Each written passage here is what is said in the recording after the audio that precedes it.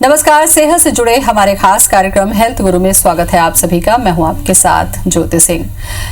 व्यक्ति का चलना फिरना तभी तक संभव हो पाता है जब तक उसकी हड्डियों में ताकत होती है, और हड्डियों की ताकत के लिए जरूरी होता है कि आप रूटीन में एक्सरसाइज करें, अपने खान पान में विटामिन डी और कैल्शियम को बराबर मात्रा में रखें, और एक्सरसाइज और उम्र के हिसाब से तमाम सावधानी रखना बेहद जरूरी होता है। लेकिन आज हमने देखा है कि हमारी जो लाइफ स्टाइल है, हमारा जो खान पान है, बहुत सारी तकलीफों के लिए जिम्मेदार है और इसके लिए हम खुद जिम्मेदार होते हैं। तो हड्डियों से जुड़ी कौन कौन सी समस्याएं हैं और उससे जुड़ी जागरूकता कितनी जरूरत है, इस पर आज हम चर्चा करेंगे। शुरू करते हैं अपना खास कार्यक्रम हेल्थ गुरु।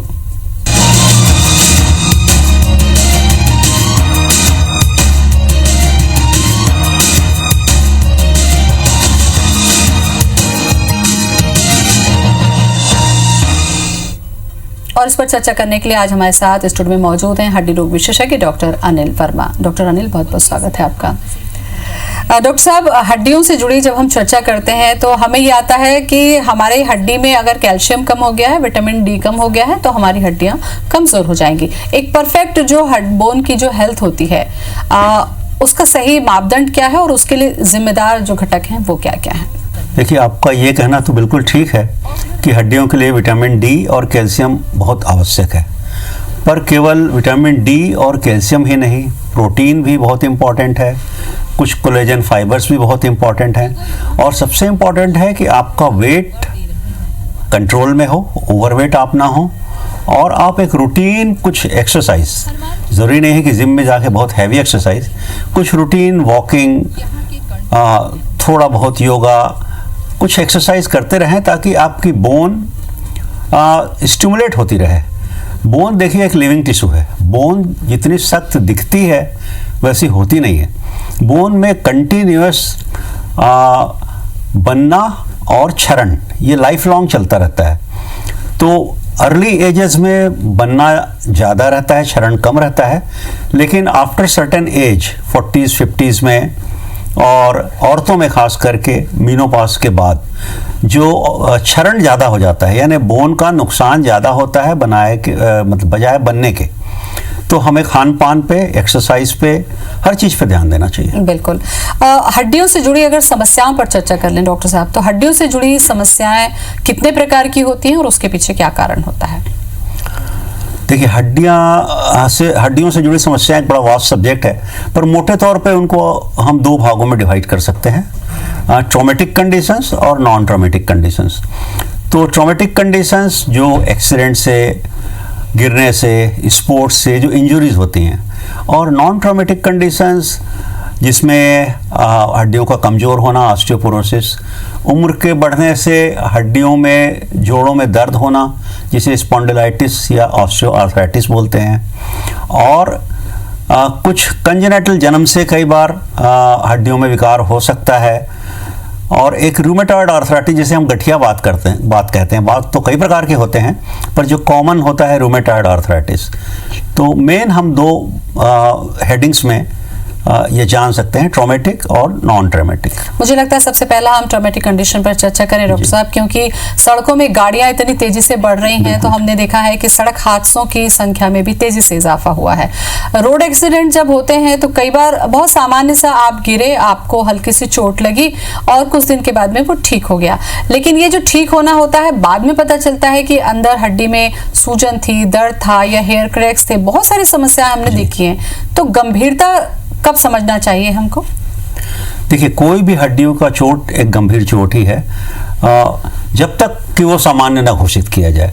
यानी आपने रूल आउट जब तक ना कर लिया हो कि ये कोई फ्रैक्चर या हेयरलाइन क्रैक, जो मेजर फ्रैक्चर होता है वो तो तुरंत पकड़ में आ जाता है, जैसे बड़ी बोन का फ्रैक्चर हो, जांघ का, हाथ का, कलाई का, फोर आर्म का, टीबिया का जो लेग बोन है, तो ये तो कोई एक लेमैन भी देख के बता देता है कि हड्डी टूट गई है और हड्डी झूल रही है। दिक्कत तब होती है खास करके जैसे फ्रैक्चर नेक फीमर, जो कूल्हे की जोड़ का फ्रैक्चर है। इसमें एक 70 साल या 60 साल की कोई स्त्री थोड़ा सा एक स्टेप फिसली और चल नहीं पा रही, लोग घरों में रख के दवा करते रहते हैं कि अरे ये तो साधारण मोच है, 2 दिन में 4 दिन में ठीक हो जाएगा। और जब नहीं होता हम लोगों के पास आते हैं, हम लोग एक्सरे करके बताते हैं कि भाई इनको तो फ्रैक्चर है और ये ऐसा फ्रैक्चर है कि बिना ऑपरेशन के ठीक नहीं होगा।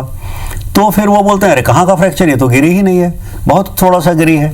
तो इसीलिए एक डॉक्टर की सलाह कभी भी जब हड्डियों में चोट लगे या गिरें तो जरूर ले लेना चाहिए।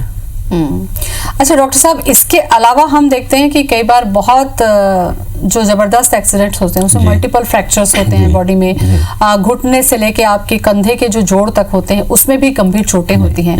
तो इसका जो ट्रीटमेंट है और बाद में क्या सामान्य जिंदगी व्यक्ति जीता है, मुझे लगता है कि एक्सीडेंट वाले केस पर हमें फोकस ज्यादा करना चाहिए। आजकल हाई वेलोसिटी ट्रॉमा, यानी बहुत फास्ट लोग बाइक चलाते हैं, बहुत फास्ट गाड़ियाँ चलाते हैं, सड़कें अच्छी हो गई हैं तो लोग बहुत तेज़ी से गाड़ियाँ लापरवाही पूर्वक चलाने लग गए हैं, ट्रैफिक रूल्स का फॉलो करते नहीं हैं, तो एक्सीडेंट्स खासकर यंग एजेस में।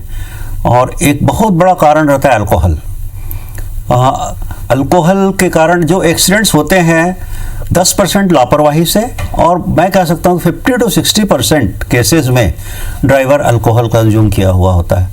और ये जो ट्रॉमा होता है पॉली ट्रॉमा होता है, कई हड्डियाँ एक साथ टूट जाती हैं और इनको तत्काल एक अच्छे सेटअप में और इलाज की ज़रूरत पड़ती है। कई ऑपरेशन लगते हैं, कई स्टेजेस में लगते हैं, कई बार ये लाइफ थ्रेटनिंग भी हो जाती है यदि हेड इंजरी हो या कुछ एब्डोमिनल इंजरी हो, चेस्ट इंजरी हो। रीढ़ की हड्डी में यदि हो तो लकवा तक हो जाता है कई बार। तो मरीज पहले जैसा हो जाएगा, ये डिपेंड करता है कि उसकी चोट कैसी है और उसका मैनेजमेंट कितना प्रॉपरली, कितना अच्छे तरीके से हुआ है। अच्छा, ऐसे केस में जब सर्जरी होती है डॉक्टर साहब, और सर्जरी के बाद जब डॉक्टर कहते हैं कि सारा कुछ ठीक है, तो लेकिन सर्जरी के बाद भी किस तरीके के प्रिकॉशंस खास करके हड्डियों में देखे जाएं जब ऐसी कंडीशन में हुए हैं, तो फिजियोथेरेपी है या एक्सरसाइज है, क्या इनका महत्वपूर्ण योगदान होता है? जी, किसी भी हड्डी के इलाज में ऑपरेशन तो एक पहला स्टेप है, उसके बाद का मरीज का कोऑपरेशन और फिजियोथेरेपी बहुत इंपॉर्टेंट रहता है। पेशेंट्स को लगता है कि आपने ऑपरेट कर दिया, अब तो ऑपरेशन हो गया, मैं बिल्कुल ठीक हो गया। आप 4 मरीज को ऑपरेट करिए, सेम फ्रैक्चर, सेम सर्जरी, 3 बिल्कुल अच्छे हो जाते हैं या बहुत ज़्यादा अच्छे हो जाते हैं, 1 नहीं हो पाता। जो फिजियोथेरेपी करेगा नहीं, एक्सरसाइज करेगा नहीं, थोड़ा से पेन में बिल्कुल घबराएगा, मूवमेंट नहीं करेगा, तो फिजियोथेरेपी एक बहुत इम्पॉर्टेंट है। और जो भी डॉक्टर की सलाह है कि आपको कब वजन देना है पाँव में, हाथ का एक्सरसाइज कब करना है, या प्लास्टर लगा हुआ है तो कब निकालना है, डॉक्टर की सलाह जरूर मानना चाहिए।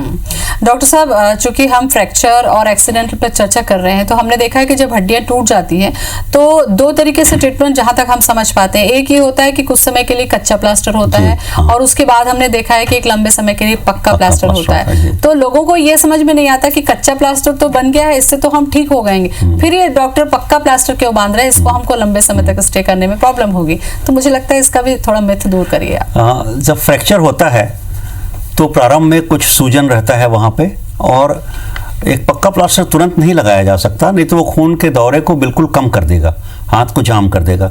इसीलिए पहले एक कच्चा प्लास्टर लगाया जाता है कुछ दिनों के लिए, 3 दिन के लिए, 5 दिन के लिए, ताकि सूजन और दर्द कम हो जाए, और उसके बाद एक पक्का प्लास्टर लगाया जाता है। और कई बार पक्का प्लास्टर लगाने के पहले एनेस्थीसिया दे के हड्डी को थोड़ा सेट भी किया जाता है, और वो जो पक्का प्लास्टर है वो लंबे समय तक रहता है, कई बार महीने, 1.5 महीने। तो इसलिए पहले कच्चा प्लास्टर लगाया जाता है। कच्चा प्लास्टर एक प्रारंभिक इलाज है और पक्का प्लास्टर उसका नेक्स्ट डेफिनेटिव ट्रीटमेंट है। अच्छा, पक्का प्लास्टर जब निकलता है डॉक्टर साहब, तो काफी समय तक चाहे पैर है चाहे हाथ है एक ही कंडीशन में रहता है, तो उसके बाद क्या उस अंगों पर कोई असर पड़ता है या उसको सपोर्ट देने की जरूरत पड़ती है? घरेलू जो सावधानी है मुझे लगता है ये जरूरी है। प्लास्टर निकलने के बाद कई लोग बड़े परेशान रहते हैं कि सूजन कम नहीं हो रहा है, दर्द बढ़ गया। जब तक प्लास्टर लगा रहता है उसको पेन होता नहीं, क्योंकि वो बेड रेस्ट पे रहता है। प्लास्टर निकालने के बाद हम लोग बोलते हैं कि भाई अब आप चलना शुरू कीजिए, एक्सरसाइज कीजिए, तो उसको पेन होता है। तो मरीज थोड़ा घबराते हैं कि अरे पहले तो पेन हो नहीं रहा था, अभी पेन हो रहा है मेरे को। तो प्लास्टर निकालने के बाद थोड़ा सूजन आना, थोड़ा दर्द होना एक सामान्य प्रक्रिया है, और कुछ क्रेप बैंडेज बांध के एक्सरसाइज या फिजियोथेरेपी ज़रूर करना चाहिए। यानी प्लास्टर निकालने के बाद ट्रीटमेंट कंप्लीट हो गया ऐसा बिल्कुल नहीं समझना चाहिए। यदि ठीक से मूवमेंट ना किया जाए तो कुछ अंग जैसे खासकर रिस्ट ज्वाइंट, एंकल ज्वाइंट फूल जाते हैं और इतना दर्द होता है जिसे हम स्यूडेक्स एट्रोफी कहते हैं मेडिकल टर्मिनोलॉजी में, फिर वो ठीक होने में महीनों सालों ले लेते हैं। तो काफी गंभीर हम चर्चा कर रहे हैं, क्योंकि एक्सीडेंट के बाद में अगर मल्टीपल फ्रैक्चर हो या हड्डियां टूट गई हो, तो उसके बाद जब प्लास्टर के बाद जो सामान्य दिशा निर्देश डॉक्टर का होता है वो बहुत महत्वपूर्ण होता है। हड्डियां मजबूत होंगी तभी आप अपने पैरों पर और बहुत अच्छे से चल सकेंगे और जिंदगी को जी सकेंगे। लेकिन चलना फिरना हड्डियां मजबूत होंगी तभी होगा। डॉक्टर साहब, ट्रॉमिक पे हमने चर्चा की, नॉन ट्रॉमिक जो कंडीशंस हैं उस पर मैं चर्चा करूं उसके पहले मुझे लगता है कि आज पेन जो है एक ऐसा हिस्सा बन गया है जिंदगी का। कम उम्र में भी आपकी कमर में दर्द हो रहा है, घुटनों में दर्द हो रहा है, और सीधे बैठने में आपको प्रॉब्लम हो रही है, आप झुक के बैठते हैं, पोस्चर आपका गड़बड़ा गया है। क्या ये सब हमारी आदतों की वजह से हो गया है या हमारी हड्डियां समय के साथ कमजोर हो गई हैं? क्या वजह देखते हैं आप? हमारी आदतों की वजह से ही, जो हमारी लाइफ स्टाइल चेंज हुई है, हमारी हैबिट्स सेडेंट्री हो गई है। हम मोबाइल और कंप्यूटर में ही बैठे रहते हैं, स्पोर्ट्स करते नहीं, वॉकिंग करते नहीं, एक्सरसाइज करते नहीं। खान पान इतना बिगड़ गया है कि फास्ट फूड, आइसक्रीम्स, ये सब ज़्यादा खाते हैं। एक घर का खाना या जो हमारे पूर्वज खाया करते थे, एक नॉर्मल खाना, वो खाना कम कर दिया है हम लोगों ने। तो इसके लिए सब कुछ जिम्मेदार है। हमारी सेडेंट्री हैबिट्स हो गई है। पहले लोग चलते थे, चल के अपने काम तक जाते थे, साइकिल से जाते थे। आजकल सबके पास गाड़ियाँ हो गई हैं, तो हमारी फिज़िकल एक्टिविटी कम हो गई है, हमारी डाइट हैबिट बिगड़ गई है, हमारा पोस्चर करेक्टेड नहीं रहता। लेटे लेटे टीवी देख रहे हैं, लेटे लेटे मोबाइल देख रहे हैं। तो ये सारा कुछ जिम्मेदार है अलग अलग जोड़ों में दर्द के लिए। बिल्कुल। अब इससे जुड़ी तो थोड़ी समस्याओं में हम आगे बढ़ते हैं डॉक्टर साहब। हमने ये देखा है कि घुटने जो हैं वो उसमें भी प्रॉब्लम हो रही है, आवाज़ें हो रही हैं, मुड़ने में प्रॉब्लम हो रही है, नीचे आप बैठकर काम नहीं कर सकते हैं। तो ये भी क्या लाइफ स्टाइल की वजह से है या फिर ये कोई डेफिशिएंसी हमारे शरीर में किसी तरीके की कोई कमी हो रही है? कैसे पकड़ें इसको हम? देखिए, घुटनों का दर्द उम्र बढ़ने के साथ साथ जो घुटने होते हैं उनमें कुछ चेंजेस होते हैं। थोड़ा जोड़ का जो जॉइंट स्पेस है वो कम होता है, कई बार सूजन आ जाता है, जिसे हम ऑस्टियोआर्थराइटिस बोलते हैं या उम्र का संधिवात बोलते हैं। ये करीब करीब हर उम्र में, करीब करीब बढ़ती उम्र में सभी को होता है। कुछ को अर्ली एजेस में 50s में, कुछ को लेट एजेस में 60s में और 70s में। जो डायबिटिक्स होते हैं या जो ओवरवेट होते हैं, जो जिनकी हैबिट्स ठीक नहीं रहती, उनको ये ज़्यादा हो जाता है। और जो फिट रहते हैं, स्पोर्ट्स एक्टिविटीज़ करते रहते हैं, उनको जो घुटनों का दर्द है या ऑस्टियोआर्थराइटिस है वो लेट होता है और कम होता है। डॉक्टर साहब, नॉन ट्रॉमिक जो कंडीशंस हैं वो सडनली एक दिन में तो आती नहीं। हमको लगता है कि हम पिछले 10 साल से हमारी लाइफ स्टाइल और हमारा खान पान उस हिसाब का नहीं रहा। तो कोई एक ऐसा मैसेज आप देंगे कि अगर हम अपनी लाइफ स्टाइल इस तरीके से रखें और हमारे खान पान में इन चीज़ों को शामिल हों तो कम से कम इस तकलीफ को हम लंबे समय तक टाल सकें? जैसा मैंने कहा कि लाइफ स्टाइल में किसी भी एक अवस्था में लंबे समय तक आप ना रहें। जैसे एक हाउसवाइफ ही है, वो कुकिंग कर रही है, जैसे स्टैंडिंग प्लेटफॉर्म है, तो हम ये सलाह देते हैं कि भाई लेग्स के नीचे, एक लेग के नीचे एक छोटा सा आप स्टूल या छोटा वो रख लीजिए, ताकि आपके पैर का लेवल अप डाउन हो जाए, एक लेवल पे ना रहे, ताकि आपके कमर में स्ट्रेन कम हो। यदि आप कंप्यूटर पे बैठे हैं तो कुछ ऐसा है कि एक तो कंटिन्यूस बैठिए मत। दूसरा, यदि ऐसा लगता है कि थोड़ा नीचे है टेबल, आपको गर्दन झुकाना पड़ रहा है या बहुत ज़्यादा गर्दन उठाना पड़ रहा है उसके लिए, तो वो लेवल एक करेक्ट कराएं। यदि आपकी चेयर ऐसी है जिसमें बैक सपोर्ट नहीं है और आपको झुकना पड़ रहा है तो वो ठीक करें। यदि आपका एक राइटिंग वर्क है और आपको बार बार गर्दन झुका के लिखना पड़ रहा है तो एक स्लैंटिंग, एक 45 डिग्री एंगल का डेस्क आता है जो आप अपने टेबल पे रख सकते हैं, वो रखें। तो आपको अपनी हैबिट सुधारनी पड़ेगी, किसी भी एक अवस्था में लंबे समय तक न रहें। डॉक्टर साहब, मोटापा जो है आज हमने देखा है कि पहले की तुलना में यंग एज के बच्चों में भी मोटापा तेजी से आ रहा है। और मोटापा का जब हम पूछते हैं या चर्चा करते हैं तो घुटने पर इसका असर पड़ता है। ये कैसे होगा और इसके लिए अवेयर किस तरीके से आप करना चाहेंगे, खास करके महिलाओं को? महिलाओं का एक एज के बाद थोड़ा सा उनका जो वेट काफ़ी तेज़ी से बढ़ता है, जो अब वो ध्यान नहीं रखती हैं अपना। मेनोपॉज के बाद जनरली हार्मोनल कुछ इम्बैलेंस होता है और वज़न बढ़ने लगता है और बोन्स कमज़ोर हो जाती हैं, ऑस्टियोपोरोसिस बढ़ जाता है। तो कुछ कैल्शियम लें, विटामिन डी लें, यदि ज़रूरत हो तो डॉक्टर की सलाह से कुछ हार्मोन्स भी लेना पड़ सकता है, और कुछ एक्सरसाइज नियमित करें। जनरली जब हम लोग अपने पेशेंट्स को, जो हाउसवाइफ्स हैं, बोलते हैं कि भाई आपको कुछ एक्सरसाइज करना चाहिए, तो उनका सीधा जवाब होता है कि हम तो घर में दिन भर काम कर रहे हैं, वो तो एक्सरसाइज है। पर केवल यही पर्याप्त नहीं है, केवल घर का काम कर रही हैं आप, ये तो अच्छी बात है कि आप एक्टिव है, घर का काम नहीं कर रही हैं, बिस्तर पे पड़ी ही नहीं है, कर रही हैं काम, अच्छी बात है।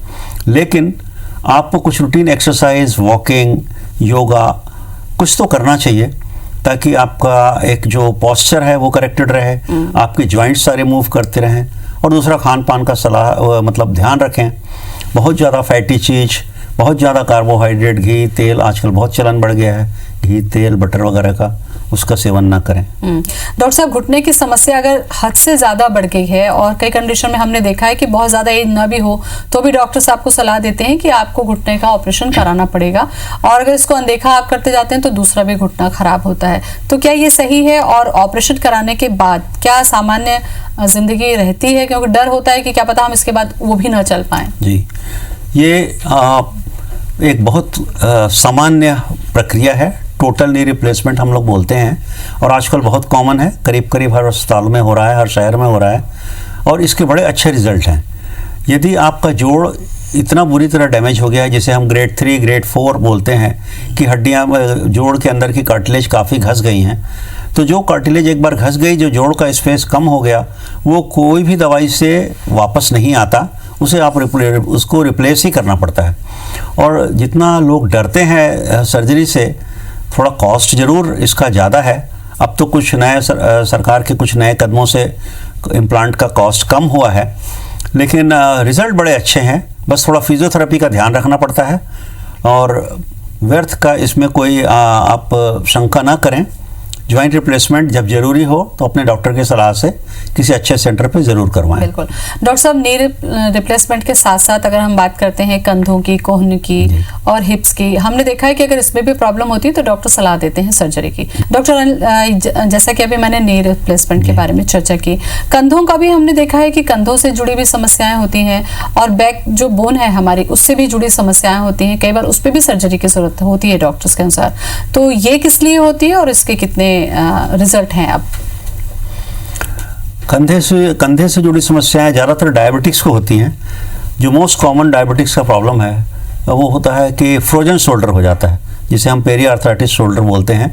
आदमी कंधा उठा नहीं पाता, कपड़े नहीं पहन पाता, जैसे शर्ट की बाँह ठीक से नहीं डाल पाता, उसका कंधा इतना जाम हो जाता है। तो शुगर की वजह से, शुगर इसका एक बहुत बड़ा कारण है। और दूसरा कारण है इसका पेरी आर्थराइटिस का, आपको कोई चोट लगी हो, कंधे में गिरने से छोटी मोटी चोट भी हो, और आपने 3 से 4 हफ्ते भी यदि कंधे का उपयोग नहीं किया या उसे बांध के रखा, चलाया नहीं कंधे को, तो कंधा जाम हो जाता है। और स्पोर्ट्स इंजरीज में भी कंधे में इंजरी होती है। और जहाँ तक कमर दर्द का सवाल है, वो तो मैं बताया कि काफ़ी कारण होता है, उम्र बढ़ने के साथ साथ स्पॉन्डिलाइटिस होता है, ये भी बहुत कॉमन कंडीशन है कमर दर्द। कमर की हड्डियाँ घसती हैं और थोड़ा गैप कम होता है उनके बीच, और कमर में दर्द रहने लगता है। सुबह सो के उठो तो काफ़ी स्टिफनेस रखती है, फिर धीरे धीरे वो फ्री होता है। उसी प्रकार शरीर के कई अंगों में, जैसे एड़ियों में दर्द होने लगता है। सुबह उठेंगे, कुछ देर 2, 4, 5 कदम चलेंगे, एड़ियों में दर्द रहेगा, धीरे धीरे वो ठीक हो जाता है। ठीक इसलिए होता है डॉक्टर साहब? ये ठीक इसलिए, ये हड्डियों का, एड़ियों का जो दर्द होता है, ये भी हमारे जो पैर में फेसिया होती है, प्लांटर फेसिया जिसे हम बोलते हैं, वो जो एड़ी में आके अटैच होती है, वो पॉइंट पेनफुल हो जाता है। इसका क्या उपाय है फिर? इसका भी रेगुलर एक्सरसाइज, कुछ दवाइयाँ, सॉफ्ट चप्पल और सेक गरम से। सिकाई का आपने जिक्र किया, अगला सवाल मैं यही आपसे पूछने वाली थी कि हम भ्रम में रहते हैं कि हमारे पैर में मोच आ गई, हम देखें कि स्वेलिंग आ गई, तो कुछ तो कहते हैं कि गरम सेक दीजिए, लेकिन आजकल हम देखते हैं कि बर्फ से सेक दीजिए। तो वास्तव में सेक किस तरीके से काम करती है, और ये हम कैसे डिसाइड करें कि हमको गरम सेकना है या ठंडा सेकना है? देखिए, जैसे स्प्रेन आया या कोई भी मोच आया, यदि वहाँ सूजन है तो सर्वप्रथम तो आइस अप्लाई करना चाहिए, बर्फ़। वो वहाँ जो ब्लीडिंग, सूजन वहाँ इसलिए हुआ कि वहाँ थोड़ी ब्लड जमा हुआ, वहाँ की जो टिश्यू डैमेज हुआ वो ब्लीड कर रही है और वहाँ ब्लड जमा हुआ। उस सूजन को कम करने के लिए प्रारंभिक अवस्था में आइस फर्मेंटेशन करना पड़ता है। तो आप मान लीजिए 48 से 72 घंटे आइस का उपयोग करना है, और उसके बाद लेटर स्टेज में जब ब्लीडिंग बंद हो गई और वो सूजन स्थायी हो गया, तो उस सूजन को डिसॉल्व करने के लिए गर्म पानी से या गर्म से सेक करना होता है। अच्छा, कमर में दर्द के लिए भी डॉक्टर साहब सिकाई गर्म? जहाँ गर्म कमर दर्द में, गर्दन दर्द में, शोल्डर दर्द में गर्म से सेक बहुत उपयोगी रहता है। अब मुझे लगता है कि समय मेरे पास में कम है, मुझे ये जानना था आपसे कि कैल्शियम की जो दवाएं हैं डॉक्टर लिखते हैं तब तो ठीक है, लेकिन कई बार होता है हम अपने स्वस्फूर्त जाकर कैल्शियम की टैबलेट ले लेते हैं, तो ये हमें कब लेना चाहिए और कब नहीं लेना चाहिए? कैल्शियम का सेवन करने से वैसे तो कोई नुकसान नहीं है, पर जैसा अति हर चीज़ की खराब होती है, तो ऐसा नहीं कि सालों तक कैल्शियम लेते जा रहे हैं। एक 3 महीने या 6 महीने ज़्यादा से ज़्यादा, उसके बाद एक अपना डॉक्टर से जाके चेकअप करा लें कि अब मुझे लेने की ज़रूरत है कि नहीं है। और कैल्शियम के साथ साथ ज़रूरी होता है विटामिन डी। विटामिन डी सबके लिए आवश्यक है, हर अवस्था में और हर डिसीज़ में ये काम करता है, केवल हड्डियों में नहीं। आजकल तो इसे एक एसेंशियल हार्मोन बोलते हैं। ये ब्लड प्रेशर में भी काम करता है, ये डायबिटीज़ में भी काम करता है। तो विटामिन डी बहुत आवश्यक होता है। और हमारा जो खान पान है, इंडियन डाइट है, यूजुअली विटामिन डी में पर्याप्त नहीं होता है, इसलिए विटामिन डी का सेवन डॉक्टर की सलाह से उचित डोज में अवश्य करना चाहिए। बिल्कुल। तो मुझे लगता है डॉक्टर साहब अवेयरनेस के हिसाब से आज महत्वपूर्ण जानकारी आपने दी, बहुत बहुत धन्यवाद आपका। तो इसी के साथ हेल्थ गुरु में आज बस इतना ही, फिर मिलेंगे एक नए विषय के साथ। तब तक के लिए मुझे दें इजाजत, नमस्कार।